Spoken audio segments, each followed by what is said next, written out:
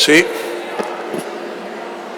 Bueno, vamos a continuar con esta última mesa, pero como se suele decir, no menos importante que todo el día que llevamos hoy, ¿no?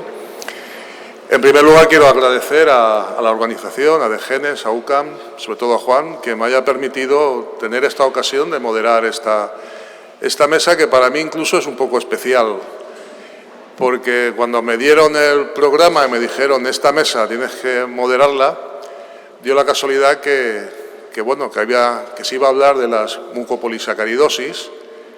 Es la enfermedad que tenía mi hijo, ¿vale? Falleció hace 7 años, y entonces, pues de alguna manera me dio un vuelco el corazón. Y Juan, gracias por permitirme nuevamente estar cerca de las MPS, sobre todo del conocimiento, y sobre todo porque entender que hace 30 años, cuando a mi hijo le diagnosticaron una MPS, aquello era un mundo dentro del horror, porque no había nada. 30 años no había ni Internet, que ahora todos, si no sabemos vivir si no tenemos Internet. Pues imaginaros que te digan una patología poco frecuente o una enfermedad rara, y encima sin humanización dentro del sistema sanitario. Y digo esto porque cuando nos dijeron a mi mujer y a mí su hijo tiene una mucopolisacaridosis, le preguntamos, ¿y eso qué es? Tenía 6 años y entonces nos dijeron pues que a los 12 años su hijo se le va a morir. Entonces, pues te quedas así un poco, que ya te digo que no estaba ni el doctor Google, que tampoco recomiendo que se utilice, pero sí que recomiendo que acudan a las asociaciones que de alguna manera os van a indicar un camino increíble y os van a ayudar en ese recorrido que nosotros hace 30 años fue duro y difícil de llevar porque no había nada, pero en esta ocasión me congratula estar aquí en esta mesa junto al doctor Cristóbal, porque voy a poder ver lo que fue hace 30 años y todo el avance que tenemos a día de hoy dentro de las MPS. Pero al igual es ciencia, investigación, y de alguna manera, como estábamos el otro día en Barcelona, ¿vale? Investigación, que el asociacionismo sea capaz de meter 7 millones de euros en investigación, pues creo que las administraciones se lo deben de hacer mirar. Pero no quiero dar una ponencia yo, sino para ello están los componentes de la mesa.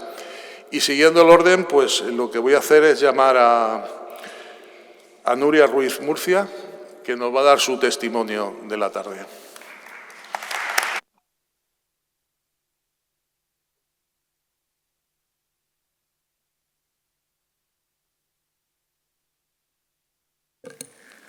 Buenas tardes a todos. Mi nombre es Nuria y junto a mi hermano pequeño padezco trombastenia de Glanzmann. Desde pequeña fui afectada por la enfermedad. Yo tenía múltiples moretones y sangrados de las encías, pero no fue hasta que vi la implicación de la enfermedad en mi hermano que me di cuenta de lo que realmente impactaba en nuestro estilo de vida. Él tenía frecuentes sangrados nasales, empezó cuando apenas tenía 3 añitos y, de hecho, hasta hace unos pocos años yo pensaba que nos habían diagnosticado juntos, porque para mí la enfermedad no empezó realmente hasta que vi cómo afectaba en él, cómo cambió nuestra vida cuando veía los múltiples ingresos que sufría, y realmente eso fue lo que me hizo el cambio de chip, de decir, esto realmente es importante, esto afecta a nuestra vida. A medida que fui creciendo, fui más consciente de cómo se manifestaba la enfermedad en mí, especialmente cuando me llegó la menstruación. Mientras que otras chicas pues llevaban el ciclo con cierta normalidad, dentro de que a todas nos afecta bastante, yo debía manejarlo con anchafibrin y padecía terribles dolores durante todo el periodo. Me acostumbré a tener reglas prolongadas de hasta 8 y 9 días y a soportar dolores bastante intensos un par de veces al mes, coincidiendo con la ovulación y la menstruación, tanto que llegué a normalizarlos. El camino que hemos recorrido con esta enfermedad ha sido duro, pero no ha sido hasta la edad adulta, de hecho hace 4 años, cuando la trombastenia de Glanzmann se manifestó con más fuerza en mi vida, llevándome a sufrir anemias graves y a pasar incluso por varias operaciones.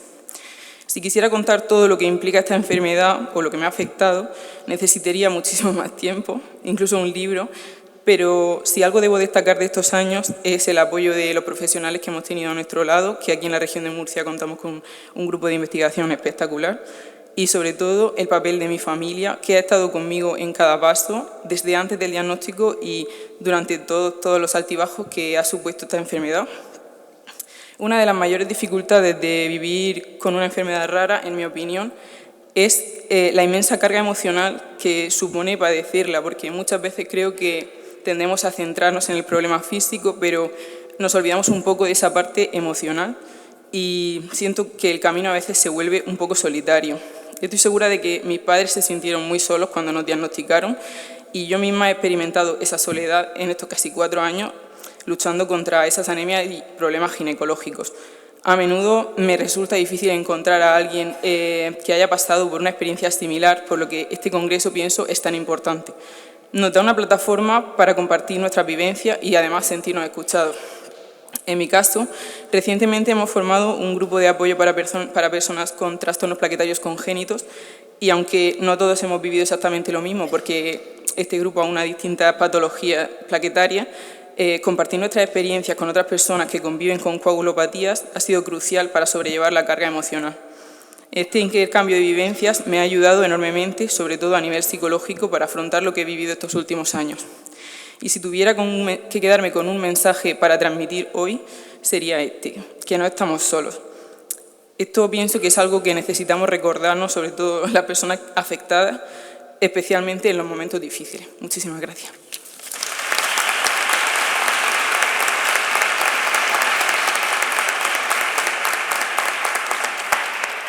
Pues gracias, Nuria, por mostrarnos y ver tu visión y lo que padeces con tu enfermedad.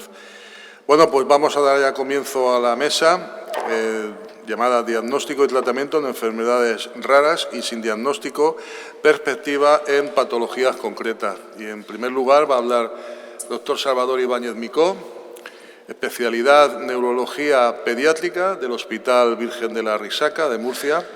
Trabaja con dedicación exclusiva como neuropediatra, con especial interés por patología metabólica y neuromuscular.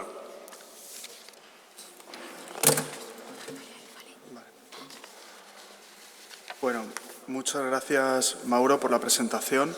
Muchas gracias a Degenes por haber contado conmigo una vez más. Para mí es un placer, sois amigos y siempre es muy enriquecedor para mí colaborar con vosotros y estar en vuestras jornadas y en todas las actividades que organizáis. Gracias también a la UCAM por la organización y enhorabuena por una asistencia tan masiva. La verdad que llama la atención tanta asistencia de gente joven un viernes a las 7 de la tarde y es alentador para nosotros que trabajamos con enfermedades minoritarias. Antes de empezar, quisiera preguntar si hay algún familiar de alguna persona con distrofia muscular de Duchenne en la sala. No. Vale.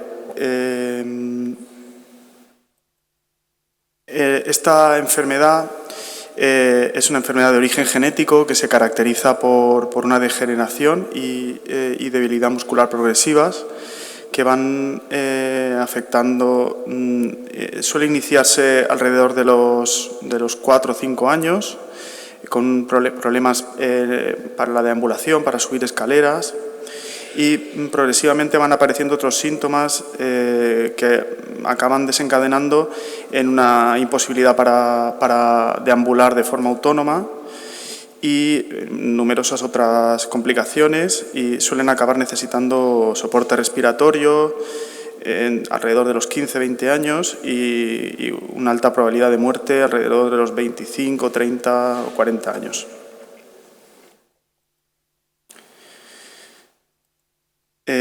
La protagonista de esta charla es esta proteína, que es la distrofina, que es la encargada de unir la fibra muscular a la membrana. La falta de distrofina provoca una desestructuración de la fibra muscular, lo que desencadena una serie de eventos en la célula muscular, el miocito. Tenemos una lesión en la fibra muscular, esto provoca una activación de una respuesta inflamatoria de tipo crónico, el cuerpo se defiende intentando regenerar el tejido y esto acaba desencadenando en un tejido que no es funcionante al 100%, es un tejido fibrótico. Se sustituye el músculo por un tejido que no se contrae y, en cierto modo, también por grasa, por un tejido de grasa.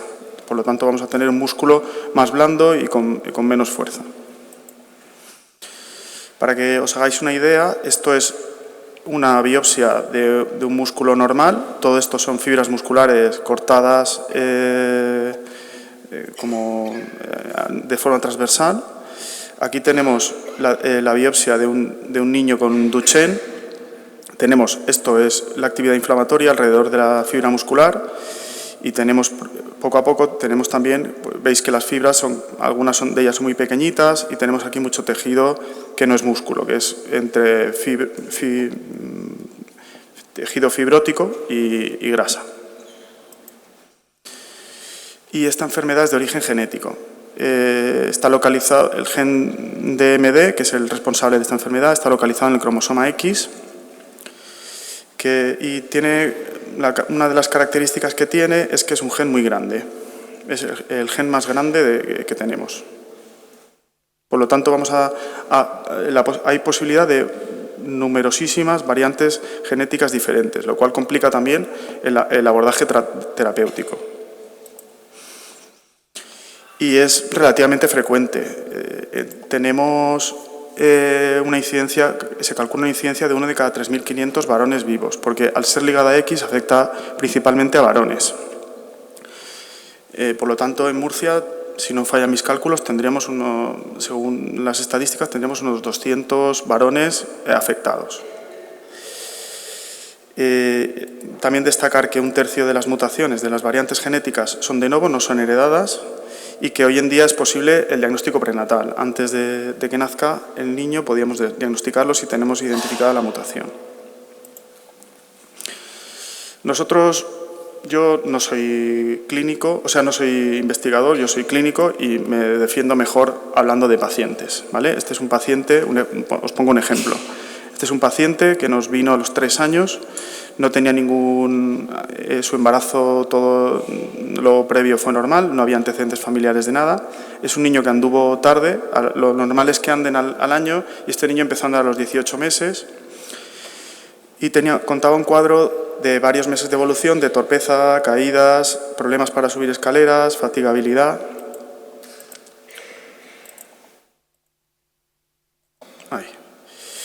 Y a la exploración llamaba la atención que tenía una fuerza disminuida en la cintura pélvica, en los músculos de arriba de las piernas, de la cintura, y tenía una maniobra de Gobos positiva. Esto quiere decir que tenía problemas estando sentado en el suelo, no podía levantarse como cualquiera que nos levantamos sin apoyar. El niño tenía que trepar sobre sí mismo para poder incorporarse. Además tenía una cierta marcha de puntillas con basculación de la pelvis. Son niños que tienden a necesitar mover demasiado la pelvis más de lo normal. Tenía unos vídeos, pero no van.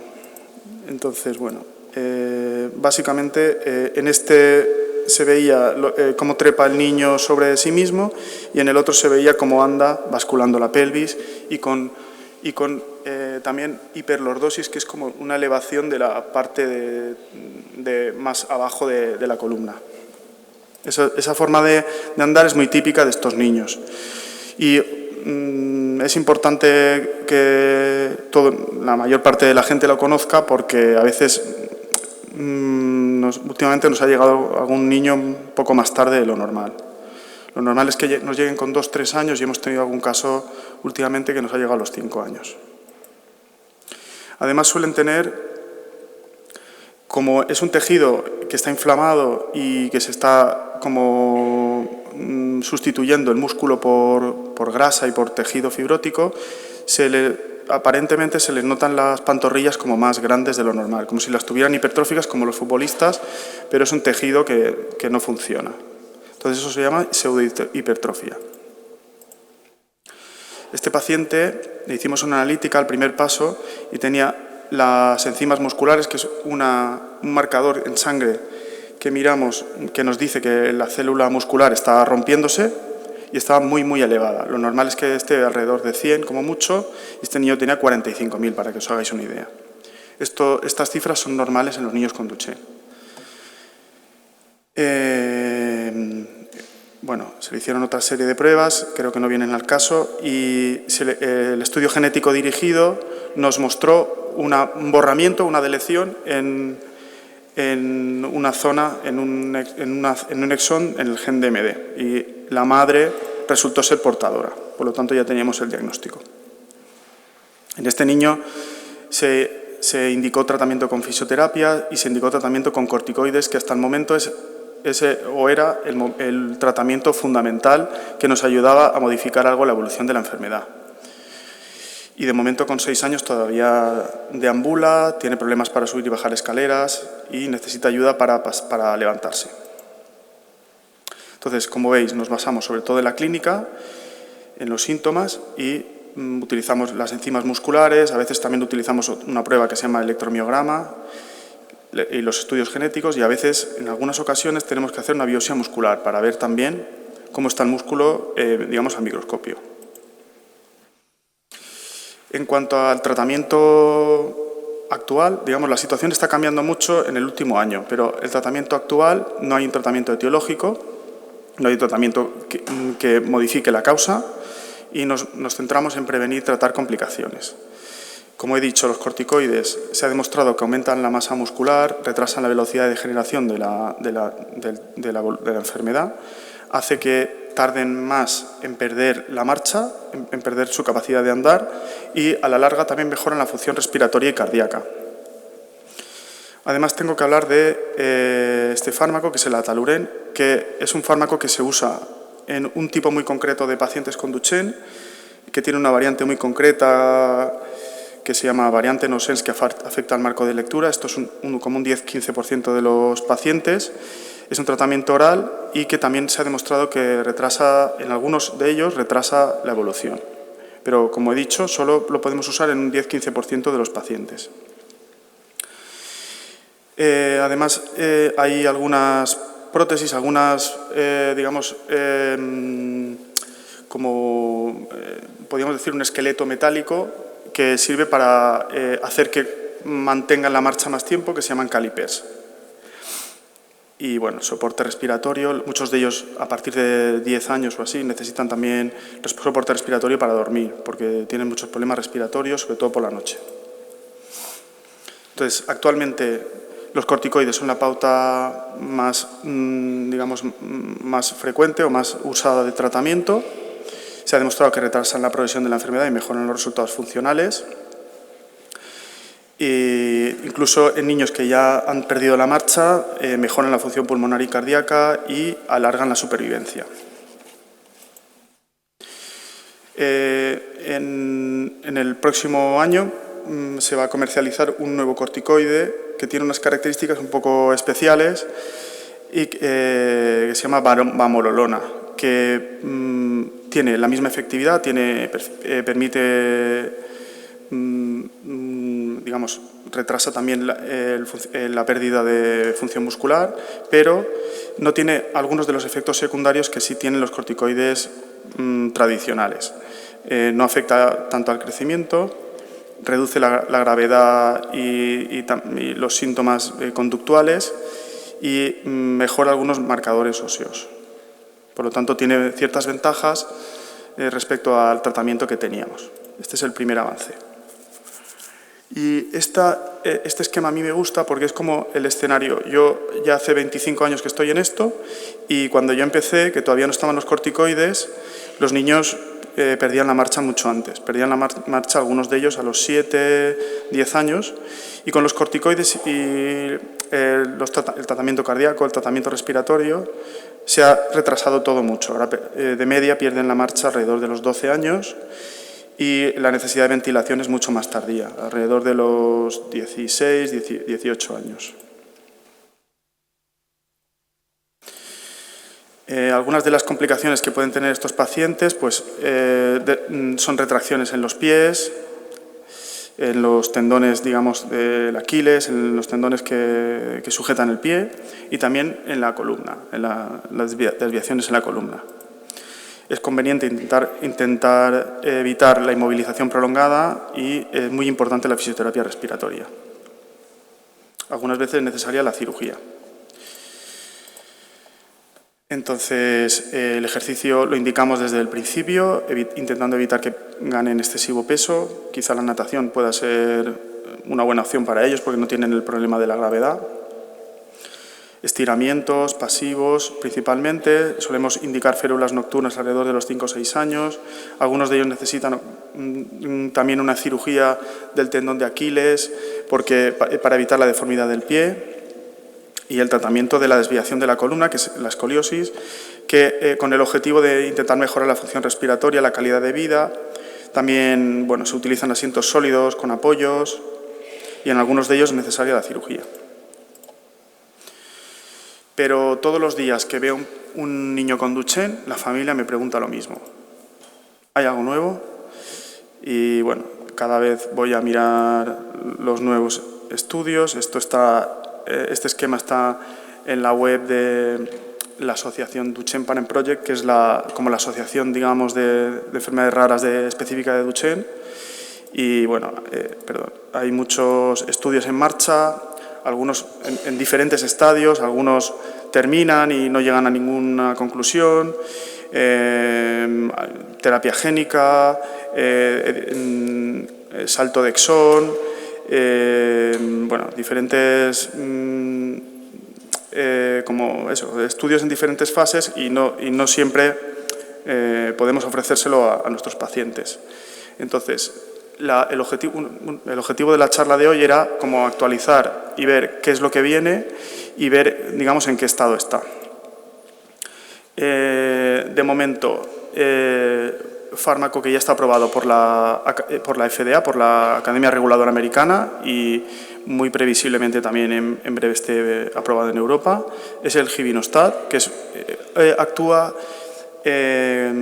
un inhibidor de la acetilasa de las histonas. Esto suena muy así, pero es importante porque modula la respuesta inmunitaria, modula ese mecanismo inflamatorio que perpetúa el daño que ya tiene el niño. Digamos. Es una distrofina patológica que encima está como más dañada por el propio cuerpo, que todavía la daña más y hace que esté como más funcione peor, ¿no? Entonces este fármaco disminuye, digamos, la liberación de sustancias que pueden ser proinflamatorias y que pueden perpetuar la inflamación. Por lo tanto, vamos a tener a largo plazo una reducción de la fibrosis muscular. Vamos a tener un músculo que va a ser funcionante más tiempo. Y esto no solo es teórico, sino que se ha demostrado en estudios funcionales. En pacientes que han tomado Givinostat junto con corticoides se ha demostrado un menor tiempo en hacer una prueba funcional que, subir 4 escalones, tardan menos tiempo los niños que han tomado el Givinostat junto con corticoides que los que no lo han tomado. Esto es estadísticamente significativo y lo mismo para otro tipo de pruebas funcionales que se miraron en el estudio, ¿no? En andar 6 minutos, en una escala funcional en la que miramos muchos parámetros de cómo está el niño en su día a día. En todos ellos los resultados fueron muy favorables a los niños que habían tomado Givinostat. Además, se siguieron a largo plazo y se vio también una reducción en la pérdida de la marcha, un resultado también estadísticamente significativo. Otros fármacos que de momento únicamente están aprobados por la FDA, pero todavía, digamos, no están tan adelantados como el Givinostat en cuanto a la regulación europea, son la terapia génica. El casimersen y otros fármacos, digamos, de la misma familia que actúan saltando el exón, o sea, como la zona que está alterada, cuando se está leyendo la cadena de información, si el punto en el que está alterado está dañado, estos fármacos actúan saltando ese problema. Este fármaco funcionaría solo para los niños que tienen un problema en el exón 45. Y este fármaco ha demostrado que aumenta la cantidad de distrofina. O sea, únicamente en análisis ha demostrado que hay más cantidad de distrofina. Pero no hay estudios funcionales que lo avalen. O sea, no se ha relacionado con mejoría clínica en los pacientes, o no hay estudios que lo avalen. Otro fármaco, que este sí que tiene más visos de que prospere, digamos, de que pueda ser una realidad en nuestro medio, es la terapia génica mediada por adenovirus. En un adenovirus, bueno, creo que antes se ha hablado algo de terapia génica, no sé si se ha explicado mucho. En un virus en concreto se mete un trocito de ADN que a su vez es introducido dentro de la célula, y esto hace que la célula funcione mejor y produzca una distrofina como de mejor calidad.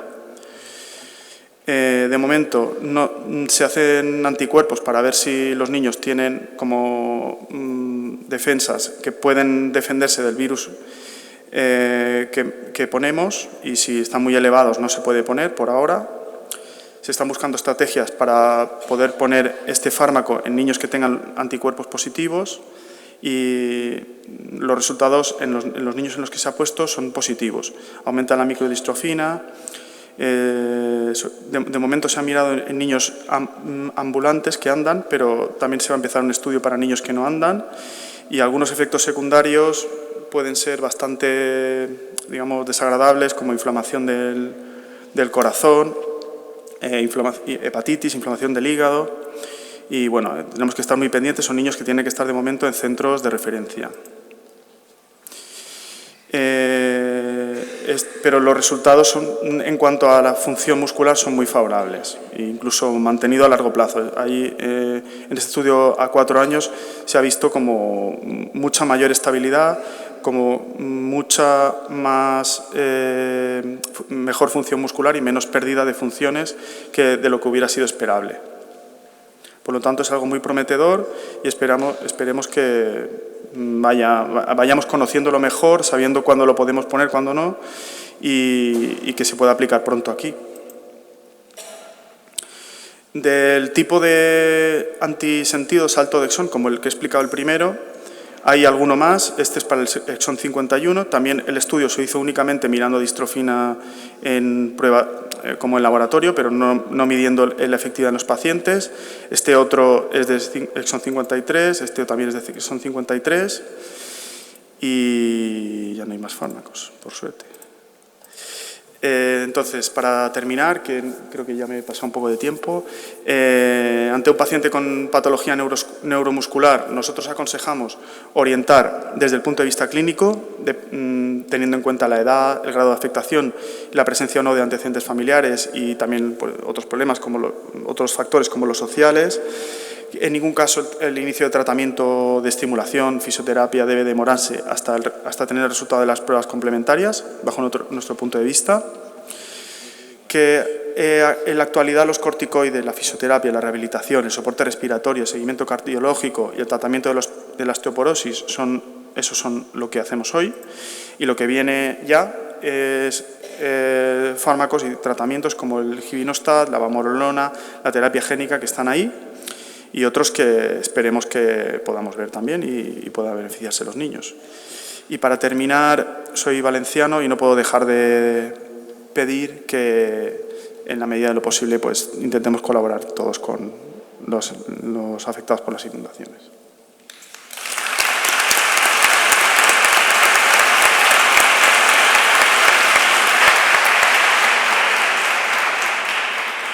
Desde luego, Salvador, que sí, vaya aquí nuestro cariño, nuestro empuje hacia el pueblo valenciano y todos los alrededores y, bueno, nuestro apoyo fundamental. Bueno, pues llega el turno de preguntas. Desde casa, si hay algo, nos avisa María Ángeles. Ah, vale. Yo te puedo preguntar una cosa solo, ¿no? O sea, cuando hablamos de neuropediatría y hablamos de que va a dejar de andar, etcétera, etcétera, ¿tratáis también a las familias y al propio chaval? Psicológicamente, ¿cómo pues, afrontan esta situación? Lo tenemos muy en cuenta. No todos los niños con Duchenne tienen la misma capacidad de comprender. Algunos tienen algo de afectación cognitiva y eso es un poco como les ayuda como a no darse cuenta tanto. Pero sí, sobre todo los niños que son inteligentes y intentamos trabajarlo. Y con las familias, pues la verdad que la realidad de la sanidad pública es la que es. O sea, no tenemos muchos medios para abordaje psicológico, social, pero sí lo intentamos y, bueno, Degenes, por ejemplo, muchas veces nos ayuda con apoyo psicológico, tiramos de los recursos y por ejemplo, psicología clínica en el hospital, bueno, sí que vamos haciendo, sí. ¿Alguna pregunta?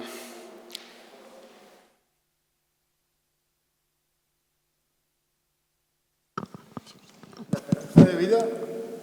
¿Esperanza? Sí. Pues está cambiando. Hay chicos que están con 40 y pico años. O sea, la verdad que la terapia génica y los nuevos tratamientos están cambiando mucho el paradigma y no sabemos dónde llegará esto. Antes se morían con 18 o 20 años y eso está cambiando mucho. Tienes que tener suerte hasta para esto. Y no todo el mundo responde igual, por ejemplo, a la Talurén, a los corticoides. Hay gente que tiene, por ejemplo, que tiene muchos efectos secundarios con los corticoides y no podemos utilizar dosis óptimas. Por ejemplo, Givinostat, esperemos que los estudios son son muy alentadores. Seguro que va a cambiar esto. Porque yo sé un caso que tiene ahora 33 años. Sí, eso es lo que estamos viendo ahora, sí.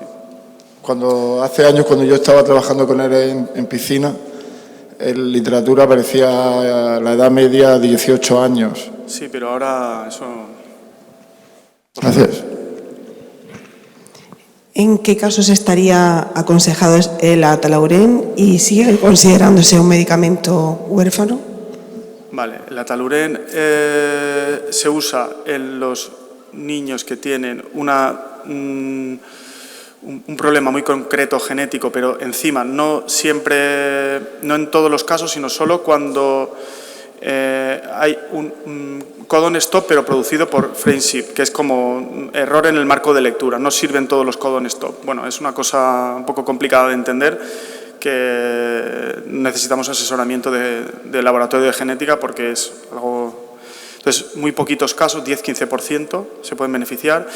Y bueno, en Europa tenemos ahora el problema de que inicialmente, hace como 5 años, si no me equivoco, más o menos, se autorizó por la EMA y el año pasado, sin que nadie se quejara, o sea, como espontáneamente, decidieron revisar la bibliografía que había y retirarlo. Ellos recurrieron y ahora mismo, en breve, hay lo que queda. O sea, en breve creo que dejará de haber abastecimiento y no sé lo que haremos.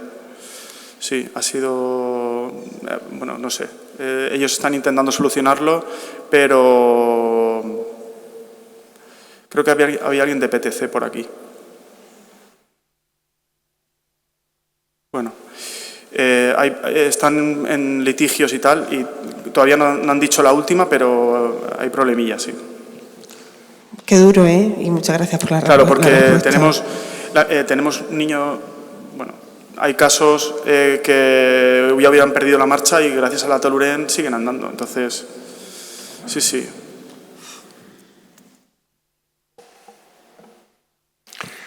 ¿Alguna pregunta más? Pues muchas gracias, Salvador, por tu ponencia.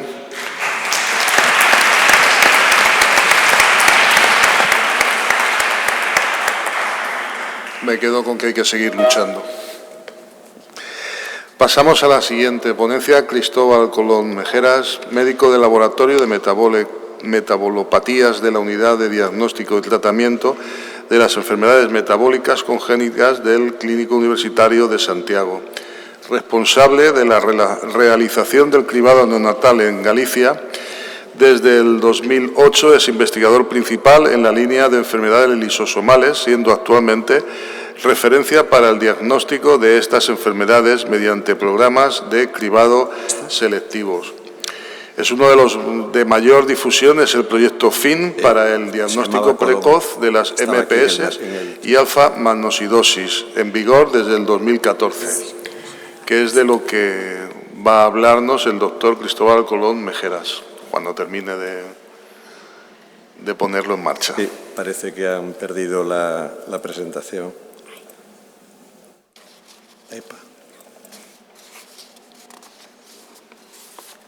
Bueno, ante todo, buenas tardes. Muchísimas gracias a Degenes por su amabilísima invitación. Para mí es un placer regresar a Murcia. Ya he estado aquí en otra ocasión. Es un lugar maravilloso y con muy buen tiempo. Y lo único que quería aprovechar esta situación también para mandar un saludo a dos de mis compañeros que realizan el cribado neonatal aquí en la región de Murcia, que son Inmaculada González y José María Egea, con los que tengo vínculos no solo profesionales, sino de amistad. Y bueno, esto parece que tarda en pillarlo. ¿Lo tendrás en la papelera?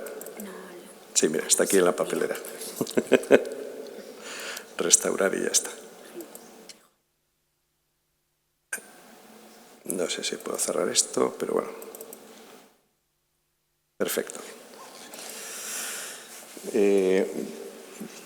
Pasaremos a continuación a hablar de un proyecto que se llama Proyecto FIN. Como bien decía el moderador, es un proyecto muy enfocado a las mucopolisacaridosis. Dentro de las enfermedades minoritarias hay un grupo de ellas que son enfermedades lisosomales, donde el lisosoma está implicado. Y dentro de las lisosomales, las más prevalentes en conjunto son las mucopolisacaridosis, que la palabra en sí es un pecado, pues es muy antigua, pero actualmente los llamamos glicosaminoglicanos y más adelante hablaremos un poquito de ellas, ¿no? Pero vale, cuando nosotros hablamos de enfermedades discapacitantes, hablamos de discapacidad, enfermedades minoritarias, tenemos que hablar de dinero, siempre hay que hablar de dinero. Bueno, yo vengo de una ciudad que es Santiago de Compostela, que para nada tiene que ver con una encrucijada, sino es el final de un final del camino ya del siglo X, cuando éramos Reino de Asturias, luego pasamos a Reino de León, luego pasamos a Reino de Castilla y finalmente en España, y era un camino de peregrinaje. Una ciudad tan pequeñita, ¿cómo tiene un hospital tan importante, una universidad y tanto peso en investigación? Pues porque los primeros peregrinos que llegaban con graves enfermedades y poneros en la Edad Media. Estamos hablando del año 900, del año 1000. Las enfermedades eran una maldición o era un castigo divino y había que venir hacia aquí. Hubo un gran cambio en el 1492, cuando los reyes católicos conquistan Granada, y aprovechando que los moros habían hecho habían robado bastante las campanas de Santiago, etcétera, construyeron este hospital, el hospital que actualmente es el Hostal de los Reyes Católicos, que es nuestro hospital actual, pero mucho más moderno. Como os decía, tenemos que hablar de dinero. Estos son datos reales, esto es en el Servicio Gallego de Salud, y como veis, el porcentaje, lo que implica en gasto las altas en el periodo neonatal son las altas más caras de todo el sistema de salud. Estos son datos antiguos porque lo hicimos en el año 2000, pero del total de coste sanitario que implica ingresar a un bebé y darle el alta son 228 millones anuales. mucho más altos que lo que implica en la senectud, cuando estamos hablando de pacientes multiorgánicos. ¿Cómo podemos traducir esto? Si nosotros logramos evitar estos ingresos, donde hay graves malformaciones, graves enfermedades congénitas, etcétera, estamos ahorrando dinero. Con lo cual, señores, aquí compensa prevenir, compensa evitar estos ingresos. Por otro lado, estamos hablando de enfermedades discapacitantes. Estas enfermedades discapacitantes cuestan no solo a la sociedad mucho, sino también a las propias familias, porque implica un sobreesfuerzo económico importante. A ustedes que les voy a contar que no sepan ya, pero hay alumnos detrás que se están enfrentando a este tipo de información y es importante saber que, aunque sean minoritarias, el entorno del paciente va a sufrirlo mucho por oportunidades perdidas, necesita cuidados, no puedes dedicar a tu trabajo, no te puedes desarrollar profesionalmente y lo tienes que dedicar a este niño. Bien, entrando en el tema de las MPS, que son enfermedades muy discapacitantes, y hemos dicho que dentro de las lisosomales son unas enfermedades que son las más prevalentes, para entrar en materia, hablemos de los glicosaminoglicanos. ¿Qué es eso? ¿Qué es esa cosa rara? Bueno, pues no son más que cadenas de azúcares y que son estructurales, están en toda nuestra economía. Son los que nos unen todas las células entre sí y hay diversos tipos. ¿Vale? Nuestro cuerpo está reciclando constantemente y para eso tenemos los lisosomas, en constante recicle. Recuperamos moléculas, fabricamos otras, etc. Y este recicle, para entenderlo bien, sería como las capas de una cebolla. Quito una capa, sería la primera enzima, dejo libre la siguiente capa para que actúe la segunda enzima. Y aquí vemos, por ejemplo, cómo se metabolizaría el heparán sulfato. El heparán sulfato es un glicosaminoglicano muy parecido a la heparina, de hecho se sintetizó en el hígado, se descubrió por primera vez en el hígado y de ahí viene el nombre de heparán. Pero también es muy frecuente en el sistema nervioso central, en las células de la glía. Por eso en la MPS3 o en síndrome de San Filipo, enfermedad de San Filipo, se producen graves lesiones cerebrales, ¿no? La primera enzima que actúa, pues quita ese sulfatito que está aquí, que es la hidronato 2-sulfatasa. La siguiente va a cortar este oxígeno de aquí, la siguiente vuelve a quitar este sulfato, la siguiente este sulfato de aquí, la siguiente le va a añadir una cadena para que la siguiente pueda cortar este oxígeno, etcétera, etcétera. Como veis, es un periodo secuencial. Es un periodo secuencial. Aquí tenemos los principales GAGs, el heparán sulfato, el dermatán sulfato, condroitín sulfato y queratán sulfato. Están en toda la economía y como veis, cada uno, eso he puesto el ejemplo en el que más enzimas actúan, pues necesitan enzimas para reciclarlos. Y si falla alguna de estas enzimas, produce esta enfermedad. Y aquí las tenéis, las diferentes MPS. Desde la MPS2 o Hunter, la MPS1 o Harler, la 3A, 3B, 3C y 3D o San Filipo A, B y C, la 4A, que estaría aquí abajo, y 4B, que sería el morquio A o B, y tenemos el marotolamí, la 6, y la 7 o SLY. Y como veis, actúan no solo en una, sino a veces en dos. ¿Cómo podemos detectarlas? Pues podemos ver si se acumulan estos GAGs, estos glicosaminoglicanos, o podemos determinar la actividad enzimática. Con lo cual tenemos dos posibilidades de abordarlas, con la orina o con la sangre. La orina es facilísima, orine usted aquí un poquito y lo podemos ver. Y además, Murcia y Galicia somos las únicas comunidades autónomas que en el cribado neonatal tenemos sangre y orina de todos los neonatos, con lo cual podemos cuantificar en la orina todos los glicosaminoglicanos. Y podemos estudiar todas las MPS a la vez. Pero ¿cuáles son? También tiene sus problemas la orina. Es un niño con un riñón muy inmaduro, acaba de nacer, apenas se está concentrando ahora la orina. Y nos aparecen muchas células, restos epiteliales. Luego, ¿detectamos todas las MPS? Recordemos que el cribado es para identificar una enfermedad y darles una alternativa, darles un tratamiento, darles una opción. Hoy por hoy, por ejemplo, el San Filipo no tiene tratamiento aprobado y podríamos detectarlo. Entonces, es una patata caliente utilizar este sistema de cribado. Y como os decía antes, no está disponible la orina en todos los laboratorios. Solo Murcia y Galicia tenemos la posibilidad de analizar esta orina. Además, valor añadido, que es que los glicosaminoglicanos varían según la edad. En el cribado lo tenemos facilísimo, porque todos los tenemos de la misma edad, 2-3 días, con lo cual el punto de corte estaría más o menos adecuado. Pero cuando hacemos diagnóstico, no es lo mismo un niño de 3 años que un adulto, que como ven, hay 10 veces la concentración más baja en adultos que lo que hay en neonatos. Y esto tienes que conocerlo bien para evitar falsos positivos y negativos. Esto hizo que hiciéramos un grupo de trabajo a nivel internacional para ver cuál es la mejor metodología para cuantificar GAGs, entre los que nos encontramos y pudimos discutirlo y sacamos unas conclusiones importantes. La mejor tecnología es la tecnología de masas en tándem, donde podemos cuantificar de una manera muy precisa qué concentración tiene cada GAG y cómo podríamos de una manera apoyarnos. Por otro lado tenemos la sangre, podemos ver la actividad enzimática. La sangre la utilizan todos los programas de cribado, sería facilísimo utilizarla. Podemos cuantificar directamente la muestra, es una muestra perfectamente controlada, pero tiene un problema. Nosotros tenemos que simular esa actividad enzimática igual en laboratorio que si fuera el cuerpo, y son incubaciones como mínimo de 20 horas. Entonces, imagínate, es de un día para otro. ¿Qué quiere decir? Nosotros no trabajamos sábados y domingos. Todos los niños que nos lleguen un viernes quedarían para el lunes para volver, con lo cual retrasaríamos todo el cribado, ¿no? Aquí ya hemos participado muchos más centros porque la sangre es más frecuente y no solo fuimos nosotros, sino como ven hay muchos más centros. ¿Cómo lo vemos nosotros? Pues lo ven aquí muy sencillo. Vemos picos, este concreto sería ver los GAGs de dermatán y condroitín muy altos, típico de una MPS1. O del heparán muy alto, que sería típico del Sanfilippo A.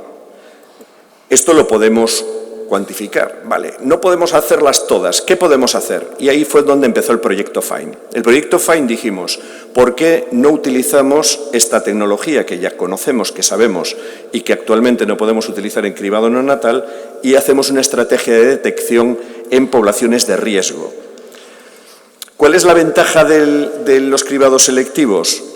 Que nos reduce mucho el tiempo de diagnóstico, podemos permitir que los pacientes accedan a tratamientos efectivos y, lo más importante, nosotros podemos hacernos una idea de cuál es la situación de los MPS en España.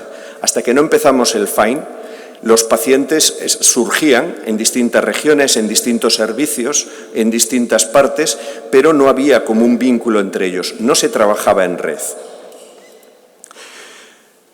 Hay un inconveniente importante con estos cribados, como todos los de que hay falsos positivos y negativos. Tú cuando escaneas la población normal o la población en general, puedes identificar como enfermo uno que no lo es o puedes identificar como sano uno que está enfermo. Y esto es un riesgo que hay en todos los cribados neonatales. ¿Qué nos planteamos? Pues lo que veis aquí, una herramienta a disposición de todos los médicos de España y de forma totalmente gratuita. Y es exclusivamente para médicos. No aceptamos la participación directa de las familias. El diálogo siempre es con un médico. ¿Y cómo surgió? Pues con una colaboración entre la Asociación de Pacientes MPS Lisosomales y con la sponsorización de todas estas sociedades científicas que ven ustedes aquí, que están implicadas en el diagnóstico y tratamiento de las MPS. ¿Qué hacemos? Pues tenemos un kit preparado con unas muestras en papel para que se obtengan en el consultorio médico. La sangre se obtiene del dedo o de la oreja, o si es un niño muy pequeñito, del talón, igual que la prueba del talón. Y que tuvieran en cuenta cualquiera de estas características. Las MPS son unas enfermedades traidoras. ¿Por qué? Porque funcionan por espectros. Esta es la misma enfermedad, que sería el marotolamí, de su forma más grave a su forma más leve. Nunca hablamos de una enfermedad 100% patológica a otra prácticamente sin sintomatología. Siempre vamos a tener sistemas intermedios. Y en pediatría es más grave todavía. En pediatría hay que tener en cuenta una serie de clínicas que habitualmente pasa desapercibida. Por ejemplo, otitis de repetición, la presencia de adenoides y de hernias umbilicales, inguinales, etcétera, que además se reproducen, se operan y se vuelven a reproducir. Por ejemplo, el síndrome del túnel del carpo. Un niño no debe tener un síndrome del túnel del carpo. Si lo tiene, te tienes que avisar. Los médicos tienen en cuenta esto y nos empezaron a enviar muestras. ¿Qué ocurrió? Cuando empezamos a trabajar en pediatría, esta es nuestra realidad de nuestro centro. Empezamos en el 2007 con el diagnóstico de lisosomales. La edad media del diagnóstico estaba alrededor de los 40 años. Detectábamos esta enfermedad a la edad media de 40 años. En cuanto empezamos con el proyecto FIND, empezamos a ir a bajarla y actualmente la tenemos en 4 años. Falta aquí el año 2023, que es 4 años de edad.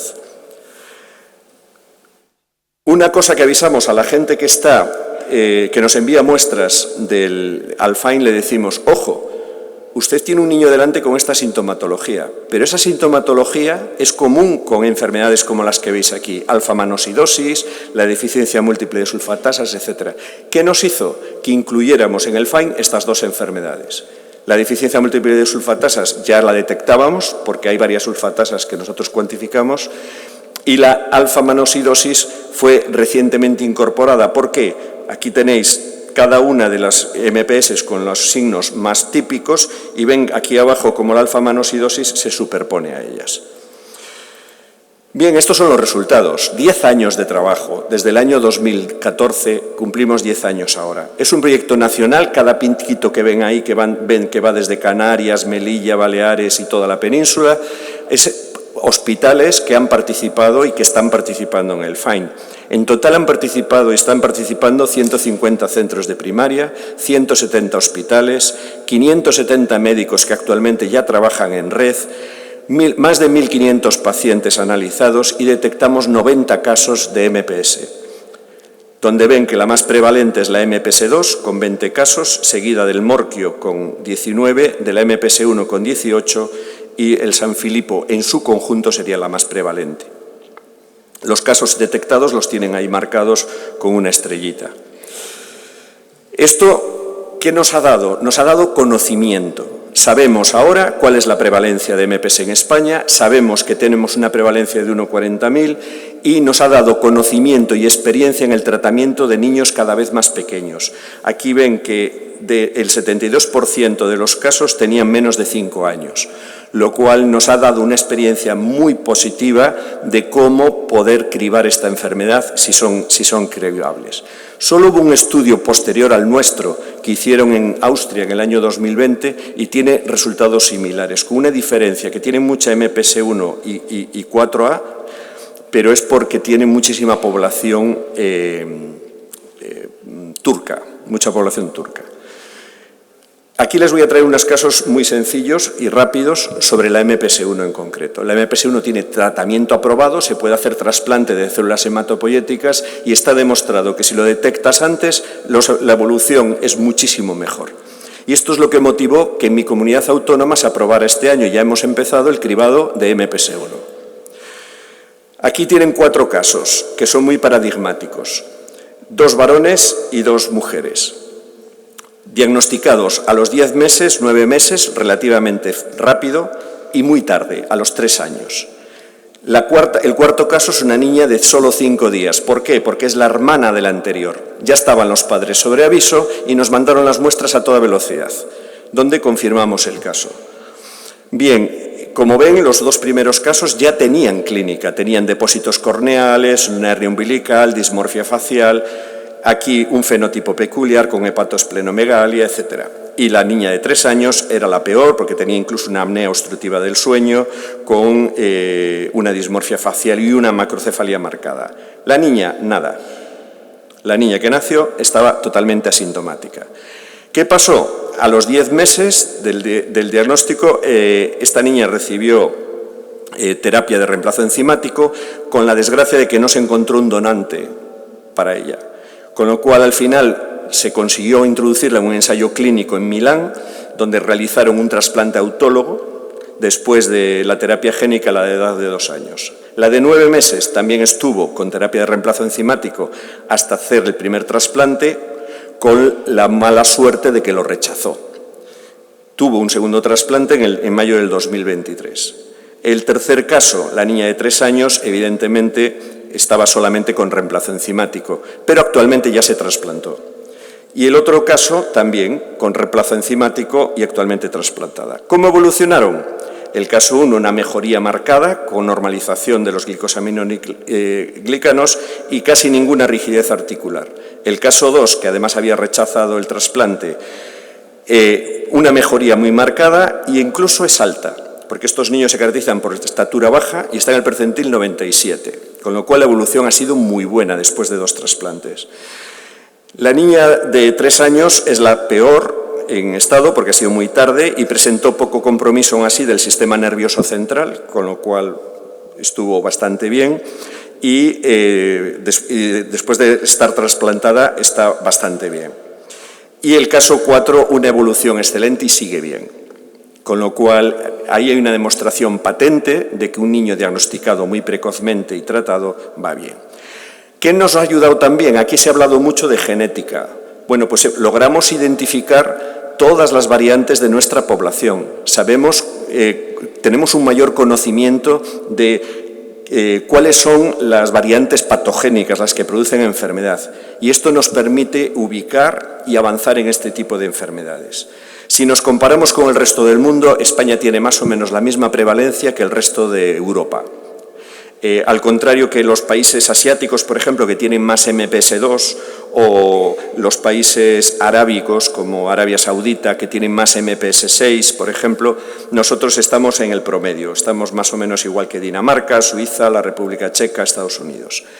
¿Y dónde se ha producido el gran avance? No solo en que tengamos técnicas para detectar, sino que tenemos lo que nosotros llamamos multiplex.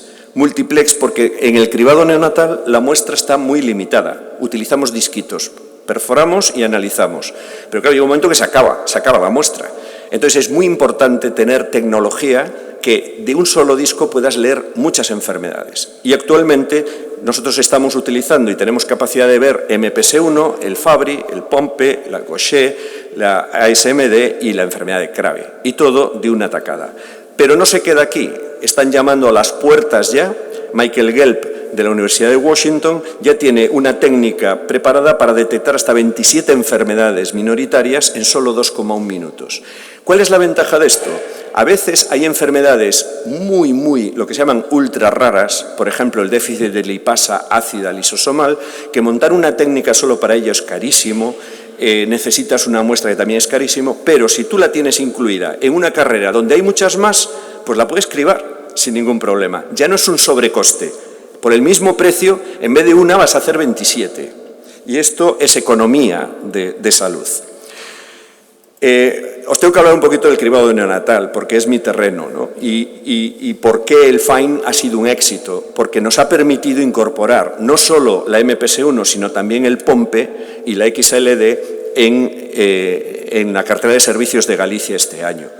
Entonces, tenemos que decir que el cribado neonatal, primero, salva vidas. Segundo, es un ejemplo de éxito sanitario, uno de los mayores éxitos de salud pública, junto con las vacunas, por ejemplo, o la desinfección de aguas. Ha cambiado drásticamente. Allá en el año 58 en Cardiff se hizo el primer cribado en la orina y fue por un error, porque antiguamente había una prueba que se hacía del cloruro férrico, que era para detectar azúcar en la orina, entonces para detectar la diabetes neonatal. Entonces se hacía una agitación y viraba un color rojo. En el primer fenilcetonúrico lo que se encontró fue un color verde. Y dice, ¿qué es esto? ¿Qué es este verde? Pues era el ácido fenilpirúvico, que era el que reaccionaba y daba esa otra coloración. Gracias a eso, lo que se llama una serendipia, es decir, un azar, pues se empezó a poder detectar. Pero bueno, lo que conocemos hoy como cribado bien establecido fue en los años 60, con la técnica de...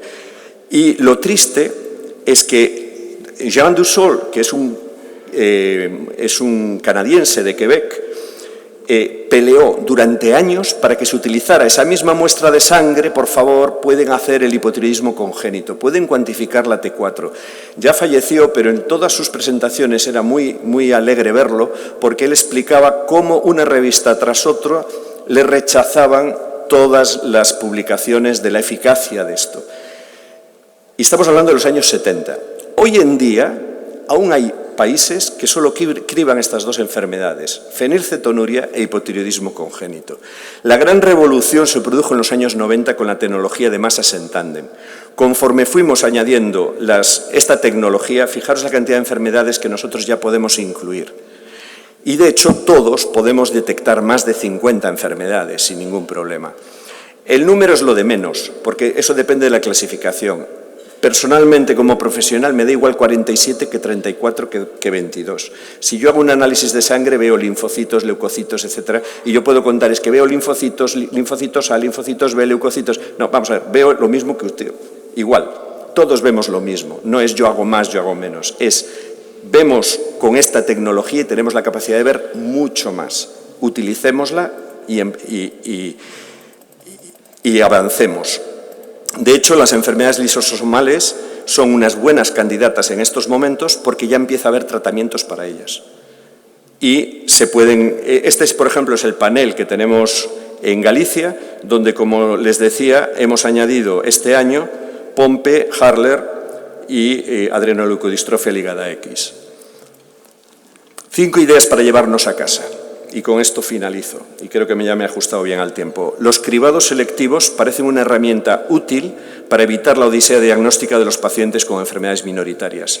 Permiten la instauración de tratamientos más efectivos y la investigación sobre nuevos tratamientos. Son una herramienta eficaz para demostrar evidencia para la instauración o no de un cribado neonatal, y el cribado de MPS1 ya es una realidad, y la aparición de nuevos tratamientos efectivos para otras enfermedades lisosomales abren el camino para establecer un futuro cribado neonatal de las mismas enfermedades. Yo estoy aquí, pero soy parte de un equipo que llevamos muchos años trabajando, y muchas gracias a todos ellos y a todos ustedes por su atención.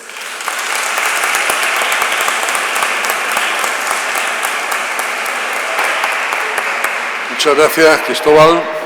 Bueno, viene el turno de preguntas.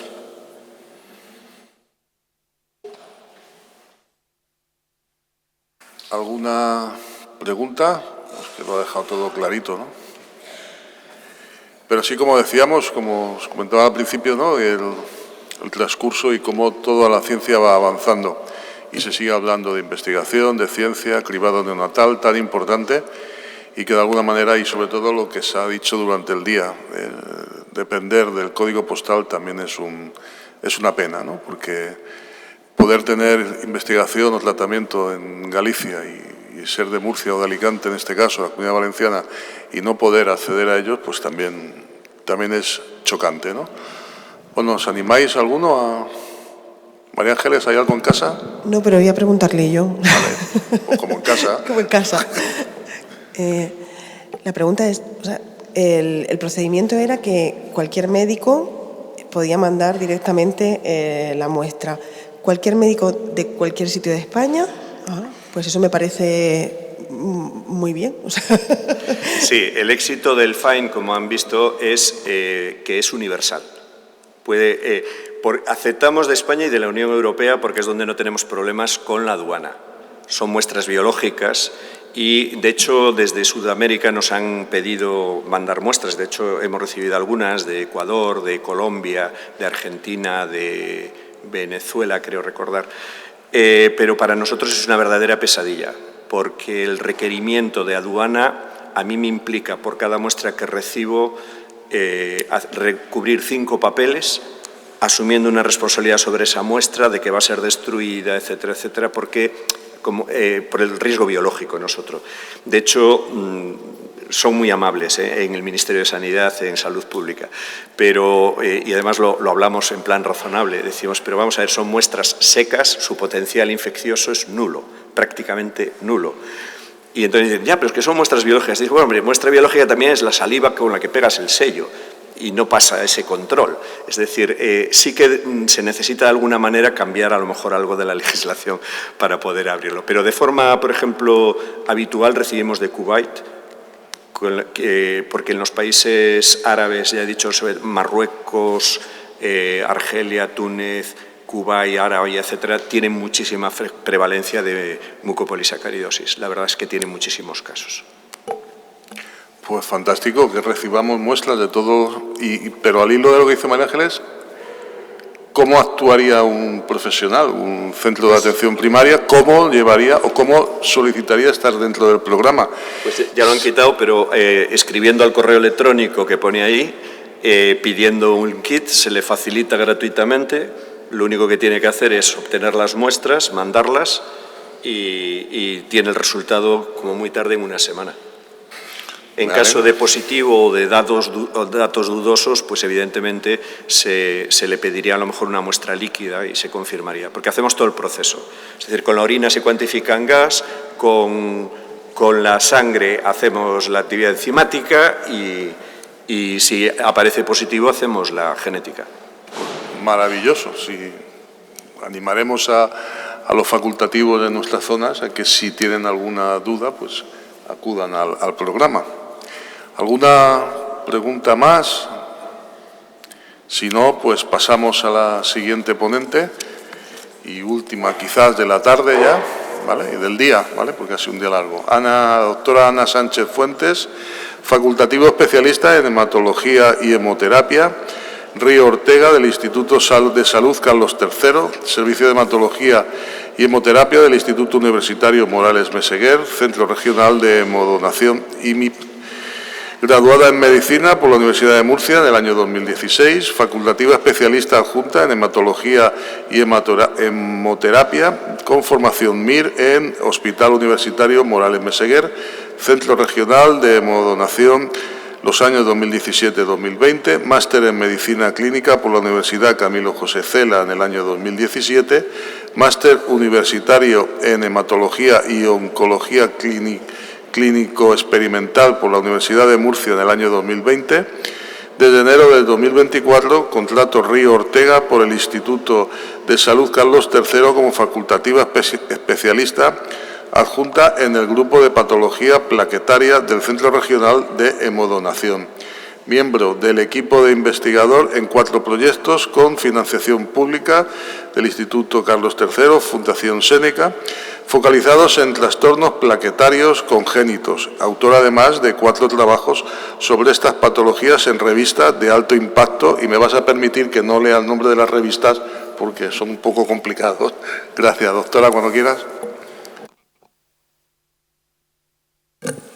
Muchas gracias, Mauro, por tu amable presentación y muchas gracias a la organización por permitirnos este espacio para ampliar un poco más el espectro de enfermedades raras. Yo vengo a hablar sobre los trastornos plaquetarios congénitos y a lo largo de la presentación pues intentaré dar una perspectiva actual y cuál es nuestra experiencia en España.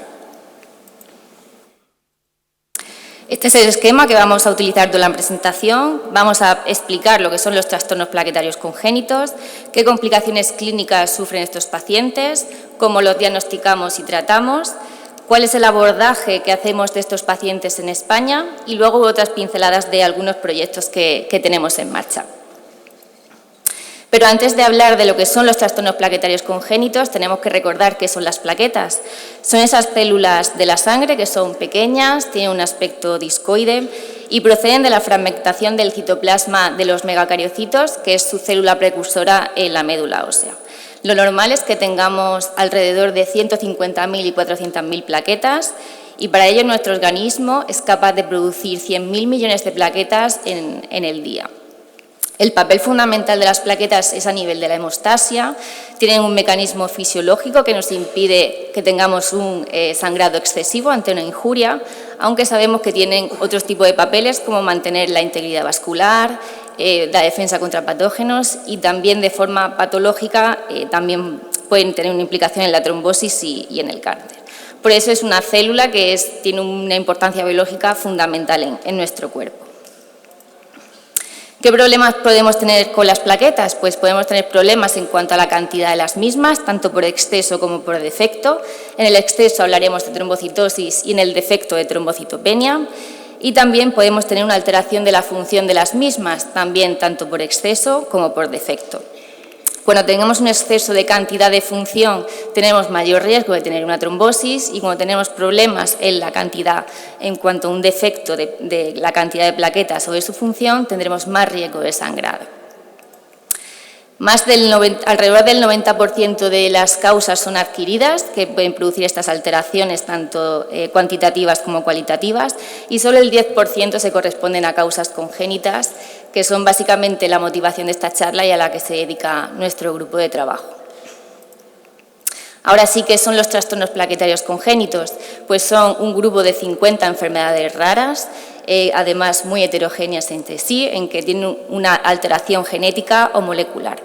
Se han descrito cerca de 75 genes implicados en estas enfermedades, desde la producción de las plaquetas en estadios más inmaduros, en la médula ósea, hasta la plaqueta madura en la sangre periférica. También genes implicados en la producción de proteínas y de estructuras plaquetarias que son importantes para la función de las mismas. Básicamente englobamos en dos grandes grupos estas enfermedades. Las primeras cuando tenemos una cifra de plaquetas baja, que serían las trombocitopenias hereditarias, y el otro gran grupo cuando tenemos una alteración de la función, que serían las trombocitopatías hereditarias. No es infrecuente que estas dos situaciones se entremezclen en los pacientes y en cuanto a prevalencia no está bien conocida. En el caso de las trombocitopenias se estima que hay alrededor de 3 casos por cada 100.000 habitantes y en el caso de las trombocitopatías el rango es más amplio, dependiendo de la severidad de la misma, entre un caso cada 10.000 habitantes o entre un caso por cada 1.000.000. ¿Y qué complicaciones clínicas tienen estos pacientes? Pues, como hemos dicho, las plaquetas tienen una función fisiológica fundamental para la hemostasia. Por tanto, cuando no funcionan bien, no tenemos la cantidad suficiente, pues es lógico pensar que el principal problema que tienen los pacientes es el sangrado, que además se produce a nivel de piel y mucosas, y en el caso de las mujeres también a nivel ginecológico. Este sangrado, además, es muy heterogéneo entre los diferentes tipos de trastornos plaquetarios congénitos e incluso entre diferentes pacientes con el mismo tipo de enfermedad. Además de las plaquetas, también otras entidades pueden tener problemas en el resto de series hemoperiféricas o incluso tener un fallo medular global. Y también algunos tipos de genes están asociados a tener una mayor predisposición de tener unas neoplasias hematológicas, con lo cual la importancia del diagnóstico de estos pacientes es fundamental. Y por último, también hay un grupo de trastornos plaquetarios congénitos que denominamos como sindrómicos, en los que van a tener afectación de otros órganos y tejidos. No puedo detenerme en cada uno de ellos, pero vamos, los pacientes pueden tener alteraciones neurológicas, cutáneas, digestivas, con lo cual el abordaje multidisciplinar de estos pacientes pues, será fundamental. ¿Y cómo diagnosticamos estos enfermos? Pues, como hemos dicho, podemos tener síntomas o alteraciones de órganos y tejidos diana, con lo cual va a ser fundamental hacer una exhaustiva historia clínica de estos pacientes y además valorar de forma muy pormenorizada el sangrado de los enfermos. Para eso disponemos de escalas estandarizadas útiles en estas enfermedades. Y además no podemos olvidar nunca de preguntar por los antecedentes familiares porque van a ser un signo guía para sospechar este tipo de enfermedades. Posteriormente siempre pasaremos a las pruebas complementarias, algunas más accesibles como un hemograma, un frotis de sangre periférica, pruebas de coagulación y otras más complejas como el estudio de función plaquetaria o el diagnóstico molecular. Toda esta sistemática lo que pretende es que los pacientes tengan una medicina de precisión y un diagnóstico correcto y con ello que reciban los tratamientos que necesitan y no otros inapropiados que además le pueden producir efectos adversos y con ello pues que todo este manejo tenga un impacto positivo en su calidad de vida y por supuesto siempre ofrecerles el mejor consejo genético y planificación familiar a lo largo de su vida. Esta figura me parece muy ilustrativa, es del reto diagnóstico del año pasado de FEDER y por desgracia pues también es muy aplicable a los trastornos plaquetarios congénitos. Desde que los enfermos empiezan con sintomatología hasta que llegan al diagnóstico genético, el camino puede ser realmente tortuoso, pasando por múltiples consultas a especialistas, urgencias, tratamientos inadecuados, etc. ¿Y por qué se produce todo esto también en los trastornos plaquetarios congénitos? Pues como hemos adelantado, la heterogeneidad clínica del laboratorio es bastante amplia en estas enfermedades. No disponemos de guías de práctica clínica en España ni en otros países, tampoco de centros de referencia oficiales. En cuanto a los test de función plaquetaria, son bastante complejos de realizar y en muchas ocasiones poco sensibles y específicos. Hemos visto que hay multitud de genes implicados en estas enfermedades y en muchas ocasiones tampoco conocemos con exactitud la base molecular. Y el acceso a las unidades clínicas para el diagnóstico molecular, aunque ha mejorado, pero todavía sigue siendo limitado. Y como hematóloga, pues no puedo dejar de pasar la oportunidad de hablar sobre el tratamiento, porque, por desgracia, como en la mayoría de enfermedades raras, tenemos poco arsenal terapéutico. Prácticamente para el manejo del sangrado leve moderado disponemos de las medidas locales, fármacos antifibrinolíticos y la desmopresina, pero cuando hablamos del sangrado moderado o severo, prácticamente solo disponemos de la transfusión de plaquetas y en algunos subgrupos de estonos plaquetarios congénitos también un fármaco prohemostático que es el factor 7 recombinante activo. Sí que disponemos de los análogos de la tromboplegitina que pueden utilizarse en un grupo limitado de pacientes con cifra de plaquetas baja, que lo que ayuda de cara a procedimientos invasivos es mejorar su cifra de plaquetas, pero tampoco tenemos gran experiencia con estos fármacos, como por ejemplo en comparación con la trombocitopenia inmune primaria. Y recordemos que todos esos tratamientos son exclusivamente de soporte. Cuando hablamos de tratamientos curativos, solo disponemos del trasplante alogénico de progenitores hematopoyéticos, que para ello necesitamos de un donante compatible y, por desgracia, pues, la morbimortalidad de estos procedimientos pues, puede ser elevada. Además, se restringe exclusivamente a casos muy graves. Y en cuanto al futuro, pues prácticamente en ensayo clínico solo hay un fármaco biespecífico para el tratamiento y prevención del sangrado en la trombastenia de Glanman. Todavía está en fase 1-2, pero los resultados la verdad que son prometedores y no hay mucho más actualmente de cara al futuro, con lo cual pues, es fundamental que se aumente y se mejore la investigación clínica para ofrecerle mejores tratamientos a estos enfermos. ¿Y cómo realizamos el abordaje de estas enfermedades en España? Pues ante todas estas necesidades no cubiertas, desde el grupo del doctor José Rivera, en el año 2018, que es investigador principal del grupo de patología plaquetaria en el Centro Regional de Mogonación, aquí en Murcia, se pusieron en marcha con un proyecto multicéntrico para la caracterización funcional y molecular de estas enfermedades, que además fue el embrión para la posterior formación del Grupo Español de Alteraciones Plaquetarias Congénitas, que también coordina con el doctor José María Bastida en Salamanca.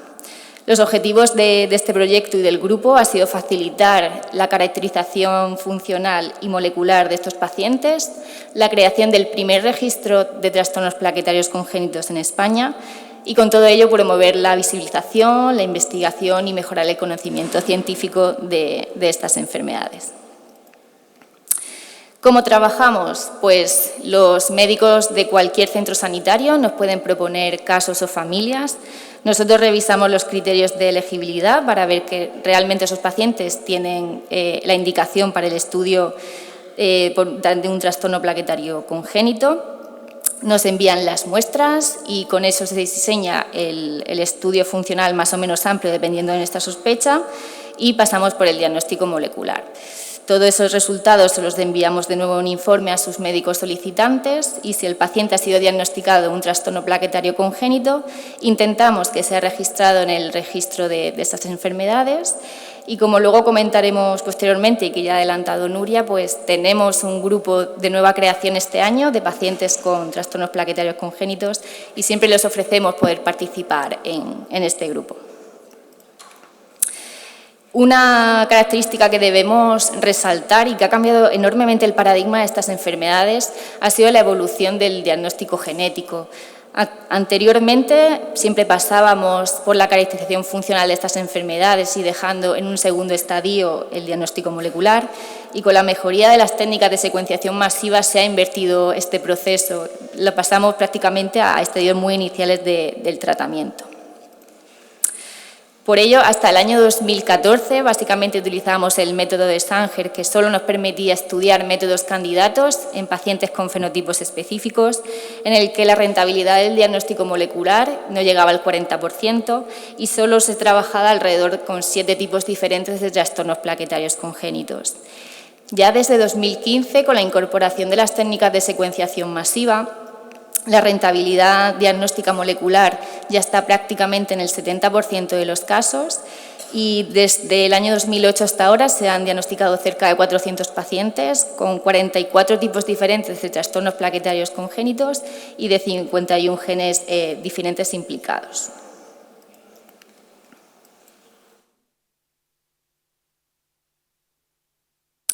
Y ya para finalizar, vamos a hablar un poquito del registro y del grupo de pacientes. Como sabemos, los registros de enfermedades raras han incrementado la importancia de forma exponencial en los últimos años, sobre todo promovidos por la Unión Europea. Por ello, el Grupo de Alteraciones Plaquetarias Congénitas en el año 2018 puso en marcha el primer registro español de trastornos plaquetarios congénitos. Y actualmente trabajamos con 40 usuarios, tanto médicos como investigadores, de 33 centros diferentes, de 12 comunidades autónomas, principalmente en España, pero también trabajamos con Portugal. Actualmente hay cerca de 250 pacientes registrados en este registro, con 28 tipos diferentes de trastornos plaquetarios congénitos. Con todo ello pretendemos conocer mejor la prevalencia de estas enfermedades, su biología y comportamiento, y que todo este conocimiento les repercuta de forma positiva posteriormente a los pacientes. Y ya pues para finalizar, como ha comentado Nuria, este año por fin se ha creado el grupo de pacientes con trastornos plaquetarios congénitos, que muy generosamente se ha creado en el seno de Genes. Ya habéis conocido a una de nuestras coordinadoras, que es Nuria, pero también tenemos a Paula, que es otra enferma con un trastorno plaquetario congénito y también sanitaria. Actualmente hay alrededor de 30 pacientes de 21 familias, con 9 tipos diferentes de trastornos plaquetarios congénitos. Y la presentación pública la pudimos realizar el 11 de junio y este año, también en septiembre, hemos organizado las primeras jornadas con pacientes. Y esperamos que en el futuro podamos seguir organizando muchas actividades de visibilización con profesionales, con pacientes y que pueda seguir aumentando el grupo. Y para finalizar, solamente dar las gracias a todas las personas que hacen posible que todos esos proyectos puedan seguir adelante, médicos, investigadores técnicos, bioinformáticos y sobre todo a los pacientes, porque sin vosotros nada de esto tendría sentido. Muchas gracias.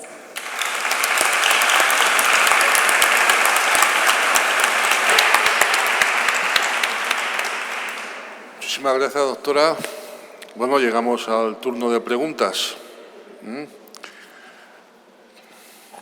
Venga, sé que estamos a punto ya.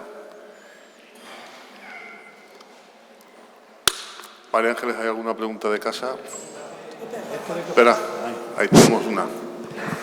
Ha publicado los datos de las 12 comunidades. En el resto de comunidades no han compartido la información, no hay profesionales de referencia. ¿Por qué no? Puede ser porque no tengamos el conocimiento informado de los pacientes, porque no tengamos diagnósticos y, por desgracia, algunos fallecen. Entonces, pues no podemos incluir a todos los que queremos, pero sí, probablemente haya muchos más que poder incluir en el registro.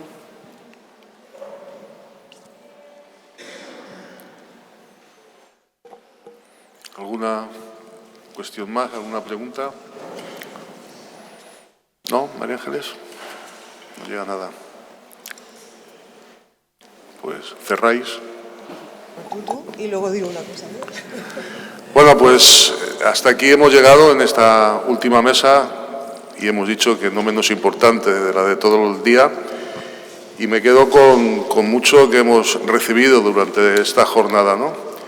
Y es cómo los pacientes, cómo los testimonios nos han puesto una realidad del día a día de cada uno de ellos, pero que son en torno a los 3 millones de personas los que sufren, igual que Nuria y todos los demás que nos han contado hoy. Como decían hoy también, se triplica por 3 esos 3 millones, porque ya no es solamente lo que sufren los pacientes, sino incluso sus familias alrededor de ellos.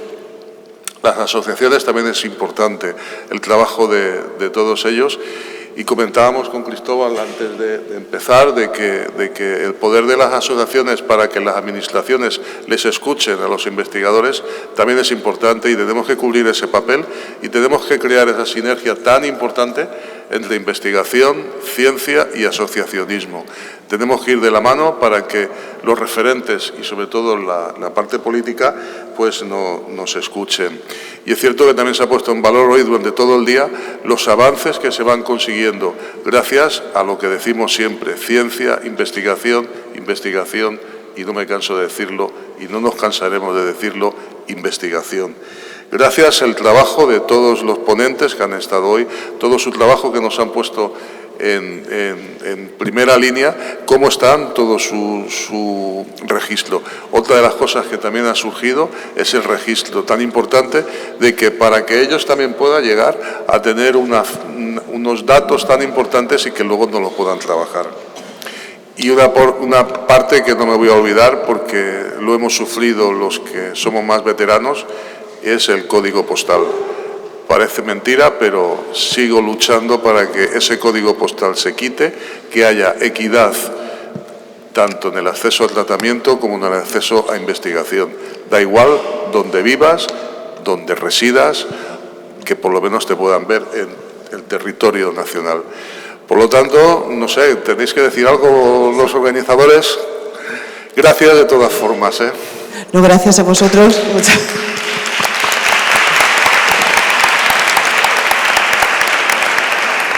Lo último es de cara a mañana.